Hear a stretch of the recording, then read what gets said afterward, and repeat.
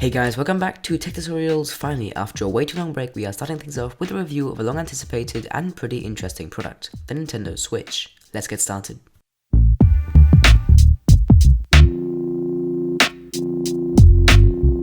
First of all, let's get the boring stuff out of the way. In the box, next to the actual Switch unit itself, we get the two Joy-Con controllers in either neon blue and red or grey depending on what you ordered. Accessory-wise, we get the Joy-Con grip, a quick way of converting the two Joy-Cons into a controller for TV mode, two hand straps for our Joy-Cons, and of course, the dock. Cable-wise, they're keeping it fairly simple with a USB-C power cable and an HDMI cord for the dock. So, let's have a close look at that dock then, shall we? It is made of matte and glossy black plastic, is fairly light, and has a downward folding door around back. Behind it we get the HDMI port for connecting it to a display, USB for something like external storage, and the USB-C port for charging. Around the front we get two more USB ports used for charging controllers or again external storage.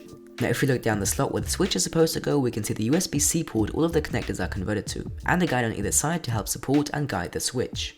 The switching process itself works great. If your TV or monitor is turned on, it's almost instant and I have never had any scaling problems even on different resolutions. The only overall flaw I notice is that the supports for the Switch inside of the dock are made of plastic rather than rubber. This led to scratching problems on other people's devices, so I recommend you are that extra bit careful when sliding in the unit to prevent scratches. We'll continue with a look at the console itself. It measures in at about 9.3 by 3.9 inches width and 6.3 by 3.9 inches without the Joy-Cons attached. It's also comfortably light, weighing around 14.6 ounces with and 11 ounces without the Joy-Cons. It feels solid, even though the material choice here is plastic only, even for the screen's cover. This is arguably a better choice for a device also used by small children, since plastic won't shatter, but it comes at a cost. The display scratches very easily. I had my first small scuff within the first few days of using it, so a screen protector is definitely recommended. So the display's cover might not be the device's strongest point, but what about the actual screen? Well, the experience was actually very positive. It's not the most crisp display, coming in at 1280 by 720 or 720p, but thanks to the LCD technology it gets more than bright enough and colours look nice at all angles. It's also finally able to pick up more than one finger with decent precision thanks to the capacitive touch technology, rather than the resistive technology used in older consoles. The back of the console consists of the Switch logo, some cooling grills, and the kickstand, hiding a micro SD card slot for expansion up to 2 TB of additional storage. On top there's another vent for cooling as well as the power and volume buttons. You also find the cartridge slot and something cool, amazing, extraordinary! A 3.5mm headphone jack. On either side of the console you will find the rails where the Joy-Cons slide into. They are made of metal and feel solid enough to handle lots of switching in and out of the Joy-Cons. The rails are only open to one side, so of course you can only slide in the Joy-Cons from one side. If you look closely down one of the rails, you will actually see the contact point for the Joy-Cons, which have a matching contact point under their rails too. The hardware inside of the device is nothing to get crazy about, but still impressive minding the small form factor. It comes with a customized NVIDIA Tegra X1 system on a chip with a CPU clock at about 1.02 GHz. The SoC is paired with 4GB of low-power DDR4 memory and 32GB of onboard storage, though about 5 of that are used up by the OS from the beginning. Battery life isn't great but plausible. The system comes with a 4310 mAh battery. And Nintendo estimate a large span of 2.5 to 6 hours, but practically you can estimate about 3 hours of playing before you have to charge. Let's look at those often mentioned Joy-Cons in more detail. A single Joy-Con weighs around 1.8 ounces and, though you might not look it, pack a ton of technology. In each one we have an own wireless sensor, gyroscope, and an advanced form of vibration motors Nintendo calls HD Rumble, which apparently gives a near real-life sense of vibration used mostly in the game 1-2 Switch at the moment. Sliding them on and off the actual device is pleasantly simple. Just slide them on the right way and enjoy the really satisfying mechanical click. On the rail you will find 4 LEDs indicating the pairing status. Button-wise, they basically resemble the right and left side of a controller. On the right we have the plus and ABXY buttons. Underneath you get one of the 2 thumbsticks and finally a home button that will reliably take you to the home screen from anywhere. Flip the Joy-Con to the top and you also get the R and ZR buttons. And finally, hidden on the rail you usually slide onto the Switch are the SL and SR buttons used only in games like the upcoming Mario Kart 8 where the Joy-Cons are separated. On the bottom is something exclusive to the right Joy-Con, an infrared blaster. On the left we get the minus button, a second thumbstick and some up, down, left and right buttons replacing the D-pad from earlier consoles.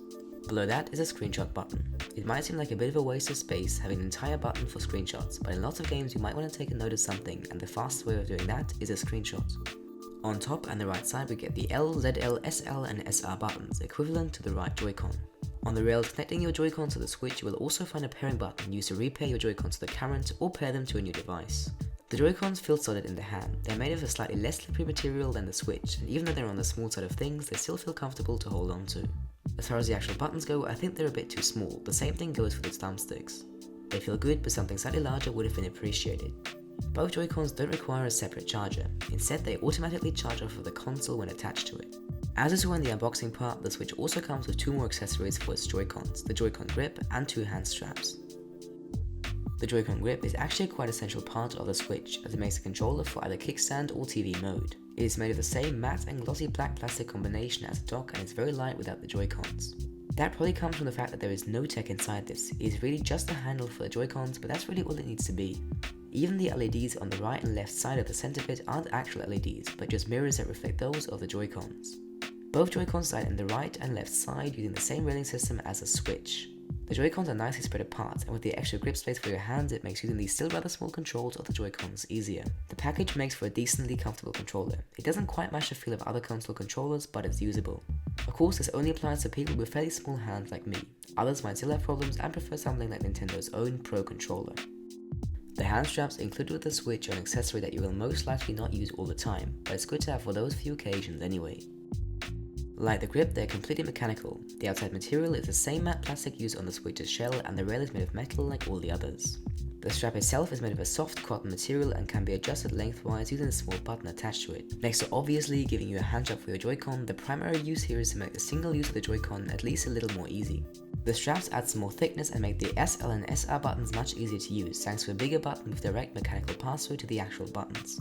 In terms of actual use for these rails, you're going to want to use them when each Joy-Con acts like its own controller for something like the upcoming Mario Kart 8 Deluxe. Since using these single Joy-Cons by themselves is quite far from comfortable. A central part of the Switch experience are of course the different ways you can play on it. Gaming in all of these is usually a similar experience, but there are some differences. My test game for all of these was The Legend of Zelda Breath of the Wild. Starting with handheld mode, the experience is good.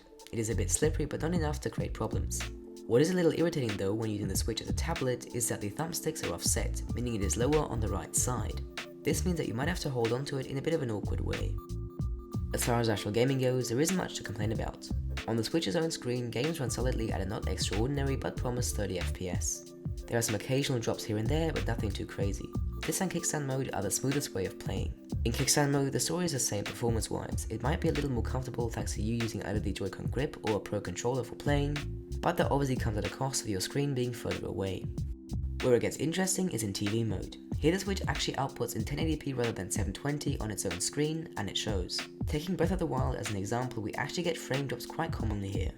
It actually lags quite a bit in some more intensive scenes, but even if you're just normally walking in the map, there are often frame rates under 30. Nintendo have published first patches to improve frame rates for Breath of the Wild, so it's likely lots of these problems can be fixed through software, but for now they exist and are noticeable. Of course, no system is better than the games it plays.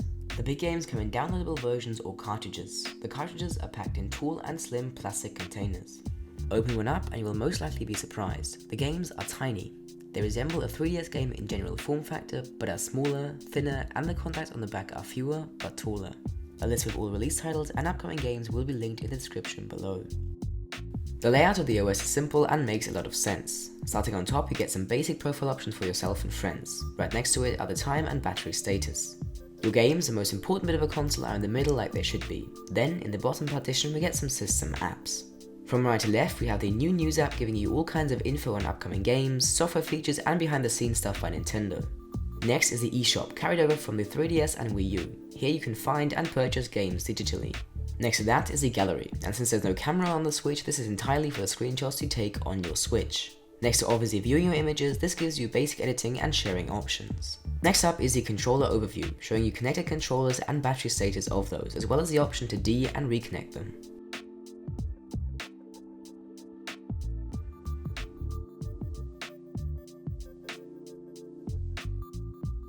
And last is the option for sleeping the Switch with the software, useful for TV mode mainly. So all of that leads us into the conclusion. I mentioned some good and not so good things about the Switch. There were common issues about the left Joy-Cons not being recognised, we got too few launch games, and even for a device that is mainly a portable console, the hardware seems a bit too weak to be future-proof.